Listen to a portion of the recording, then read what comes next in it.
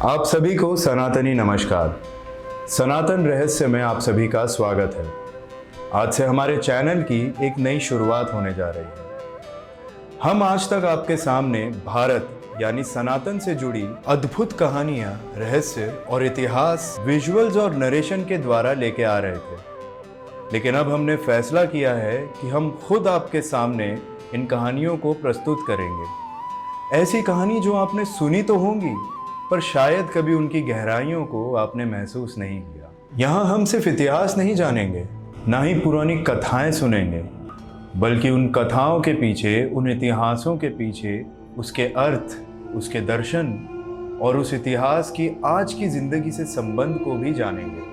क्योंकि हमारा मानना ये है कि सनातन संस्कृति सिर्फ पढ़ने की या फिर सुनने की चीज़ नहीं है, ये जीने की और समझने की चीज़ है। अगर आप इस खूबसूरत यात्रा का हिस्सा बनना चाहते हैं तो चलिए हम इस नई शुरुआत को भगवान जगन्नाथ के साथ करते हैं। जय जगन्नाथ, जय जगन्नाथ, जय जगन्नाथ, जय जगन्नाथ। भगवान जगन्नाथ की जब बात होती है तो हमें उनकी रथ यात्रा याद आती है। ये रथ यात्रा क्यों होती है और इसका उद्देश्य क्या है?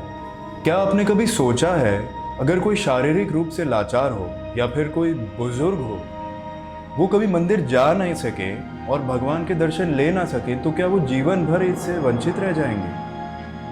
क्या भगवान खुद अपने भक्तों को दर्शन देने आते हैं? बचपन से हमने यही सुना है कि भगवान के मंदिर जाओ, दर्शन करो, यात्रा करो, लेकिन आप जानते हैं भारत में साल में एक बार भगवान खुद अपने मंदिर से बाहर आते हैं, लाखों लोगों के बीच में उनसे मिलने के लिए।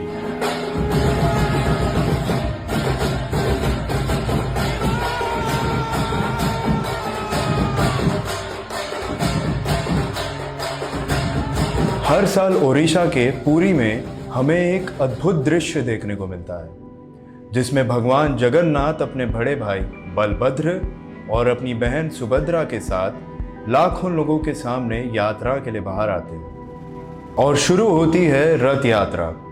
ये सिर्फ एक यात्रा नहीं है, ये एक सवाल भी है जिसका जवाब शायद काफ़ी लोगों ने बहुत आसान मान लिया है।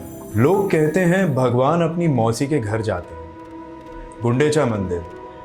क्या सिर्फ इसी बात के लिए दुनिया की इतनी बड़ी रथ यात्रा होती है?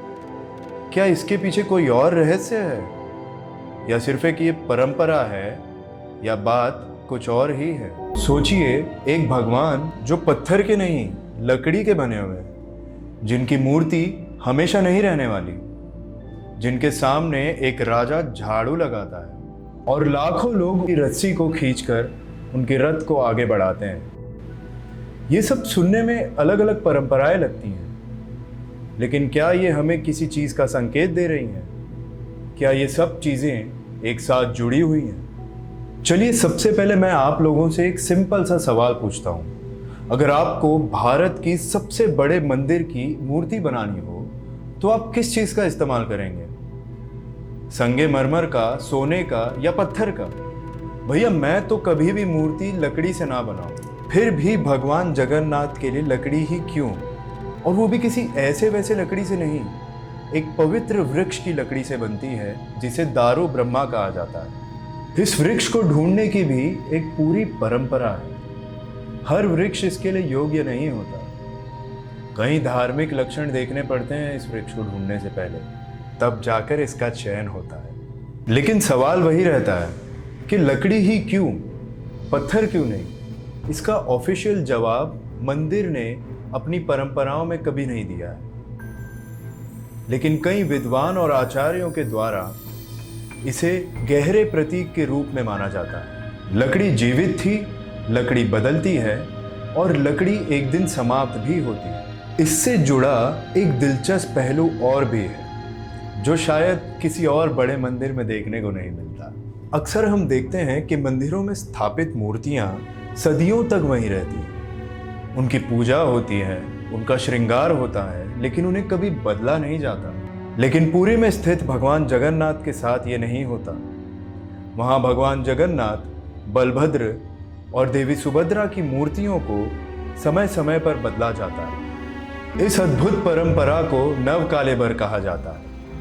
ये हर साल नहीं होता, न ही कोई निश्चित तारीख पर होता है। ये तब होता है जब हिंदू पंचांग में आषाढ़ मास के बाद अधिक मास आता है, जो कि एक विशेष योग बनता है। इसीलिए ये अनोखी परंपरा 12 से 19 वर्ष के बीच में होती है। पिछला नवकालेबर 2015 में हुआ था और वर्तमान पंचांग के हिसाब से अगला नवकालेबर 2034 में होने की संभावना है। लेकिन सबसे बड़ा सवाल ये है कि जब भगवान जगन्नाथ की मूर्तियों को बदला जाता है तो उनके साथ क्या किया जाता है? क्या उन्हें किसी म्यूजियम में रख दिया जाता है या फिर उन्हें किसी पवित्र नदी में विसर्जित कर दिया जाता है? इसका रहस्य कुछ और ही है और सच्चाई इनसे कहीं ज्यादा अद्भुत है।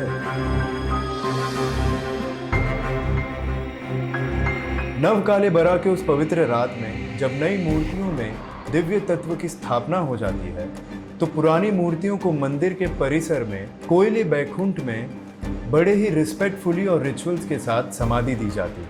कोयले का अर्थ होता है वह स्थान जहां अंतिम संस्कार होता है या विश्राम होता है, और बैकुंठ तो आप जानते हैं भगवान विष्णु का दिव्य धाम। यानी ये कोई आम समाधि नहीं है, ये भगवान के पुराने शरीर को दी हुई एक दिव्य विश्राम है। यहाँ आज भी पिछली कई सालों की मूर्तियाँ विराजमान मानी जाती हैं। इस स्थान को बहुत पवित्र माना जाता है और इसके राज अभी भी काफी लोगों को नहीं पता। लेकिन इस परंपरा का सबसे बड़ा रहस्य अभी भी बाकी है। वो कौन सा दिव्य तत्व है जिसे भगवान की पुरानी मूर्ति में से निकालकर नई मूर्ति में स्थापित किया जाता है? उसे ब्रह्म पदार्थ कहते हैं।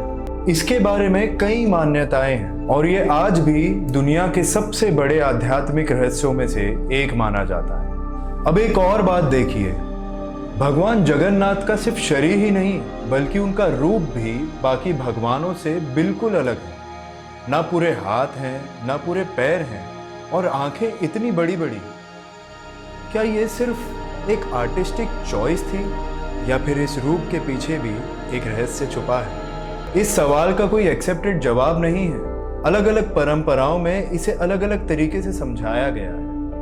कुछ लोग मानते हैं कि यह भगवान के अनंत स्वरूप का प्रतीक है जिसे इंसानी रूप में समेटा नहीं जा सकता, और विद्वानों का मानना है कि भगवान जगन्नाथ का ये जो रूप है ये हमें उड़ीसा के पुराने ट्राइबल परंपराओं से भी जोड़ता है। और कुछ लोगों का ये भी मानना है कि भगवान जगन्नाथ का ये रूप हमें याद दिलाता है कि हम भगवान को सिर्फ उनकी सुंदरता के लिए नहीं समझ सकते। हो सकता है भगवान जगन्नाथ का ये रूप हमें कंफ्यूज करने के लिए नहीं बल्कि हमें सिखाने के लिए हो, क्योंकि हम जब उनके इस रूप को देखते हैं तो हैरान हो जाते हैं और फिर धीरे धीरे उनसे जुड़ने लगते हैं। बाप सोचिए, अगर भगवान जगन्नाथ का रूप ही इतना अलग है तो उनकी भव्य रथ यात्रा वो कितनी अलग होगी।